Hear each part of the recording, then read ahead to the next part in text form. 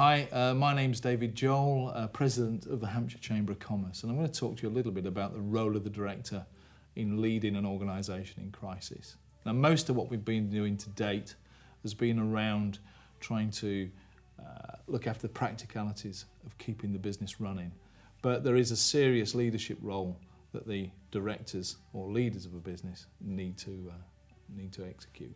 One of the dirty little secrets that nobody ever tells you as a director is that you're on the hook for leading the organisation. And in times of crisis, the role of leadership changes. We're really now about trying to contain the crisis. We're trying to make sure we can live to fight another day. Of course, we have to focus on the practicalities like cash flow and all that stuff. You know, if it's a bit like a human being when it's seriously injured, if you don't stop the bleeding, the patient dies. In your business sense, if we don't get cash under control, then clearly the business will die. Some say the cash is the lifeblood of the business. But once you've got that stable, you've effectively done the triage on the business, what next? We've got to start to plan and lead the organisation back to better times, really. So there are a number of skills and characteristics you need as a business leader in times of crisis. You've got to have great communication skills. You communicate, and then you communicate some more.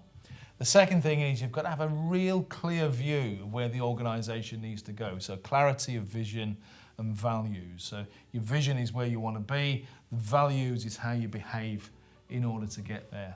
And tied to that values piece is about having empathy, caring relationships with your staff, with your colleagues, with your suppliers, with your customers, is what's going to get you through the crisis. The role of the board and its leadership in crisis changes. It moves from business as usual to one of containment. Gene Clan, in his book Crisis Leadership, describes crises in three levels. There's a level 1, a level 2, and a level 3. Level 1 is a crisis where your values may be under threat, your vision may be compromised, but nobody's going to die. You may be embarrassed as an organisation, but you have to deal with it. It has reputational issues. A level 2 has all of the elements of level 1, plus you may have loss of property and potential loss of life. The most severe is a level 3. Level 3 is where there will be loss of life, there will be loss of property, and even the existence of the organisation may be under threat. Where we sit at the moment in COVID-19, I think most organisations, unless you're really lucky, are vacillating somewhere between a level 2 and a level 3 crisis. The current crisis situation for most of us has rocked our world. Of course, we've all had a go at planning for crises, crisis management plans, risk registers. But I'll guarantee you, if any of you look back after this, not one of you saw on your risk register a global pandemic as being something that you're going to have to deal with. So the board has to change pace in times of crisis. And we're into the world of trying to match your activity with the rate at which the crisis is unfolding. And there may be other crises that emerge as part of this. So running with a crisis is uncomfortable, and it's uncomfortable because we're dealing with uncertainty. And in any world where things are uncertain, it's impossible to plan for. As boards, we have to reprioritise what's important. It's about containing the crisis and getting the business to fight another day. It means we have to understand our stakeholders, and that could be our shareholders, our customers, our suppliers. What are their needs? How are their needs tied to ours? These are all interconnected things and difficult to think about. It is an uncomfortable place, but we make choices in crisis, how we're going to deal with it. The Vikings have an interesting mantra which served them pretty well at the height of their civilization. And if you translate it from their original language, the mantra they use is, you can run and die tired, or you can stand and fight. In a crisis, the board has to stand and fight. That's the choice that we have to make. A few years ago, the consulting firm Deloitte tried to characterise what boards and directors should do in times of crisis. And they broke this down into 5 fundamental steps. And I'm going to just walk through those now and explore what they mean. Step 1 in the Deloitte's list of things that directors should do in crisis is to have decisive leadership. In crisis, time is your enemy. You never have enough time. You're dealing with uncertainty. You never have enough information. That means that you're going to make mistakes. Mistakes will occur. Learn from those mistakes. They help inform your decisions next time around. As we learn from those mistakes, the confidence in your decision-making ability improves. What we cannot do is fall into the trap of saying, I haven't got enough information or enough data to make a decision. We have to decide and move forward. The second step in the Deloitte's approach is active communication. That means being proactive, not just responding to requests for data.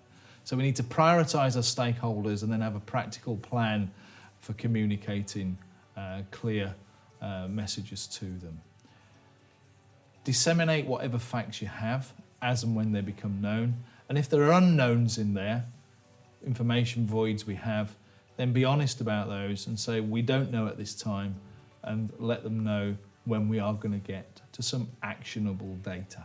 Step 3 of the Deloitte's approach is you've got to continually assess and review the crisis situation.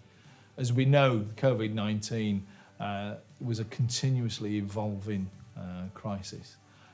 Information is changing by the minute almost. This is not unique to COVID-19. If you look at any of the crises that we've had to face, things like Grenfell Tower, terror attacks, natural disasters, the rate at which information changes is vast. So we have to be continually assessing and reviewing what we know. We might have formulated a plan. The plan may no longer be valid, and one of the key elements of leading in a crisis is knowing when to ditch the plan. Step 4 in the Deloitte's recommendation is about intelligence gathering. Sounds awfully militaristic, but it's you're driving towards what we call actionable intelligence. It's things you can do something about and act upon. So crisis being full of uncertainty means that getting actionable intelligence can be quite tricky. So you have to cast your net for sources of information as wide as possible. That could be using news media, it could be using law enforcement, it could be using personal contact.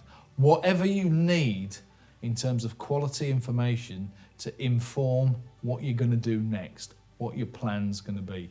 Remember, we're trying to drive towards something we can do something about. We can only do that based on information. The 5th element of the Deloitte's approach is we have to manage not just the crisis event, but the crisis life cycle. Every crisis has an aftermath that has to be dealt with.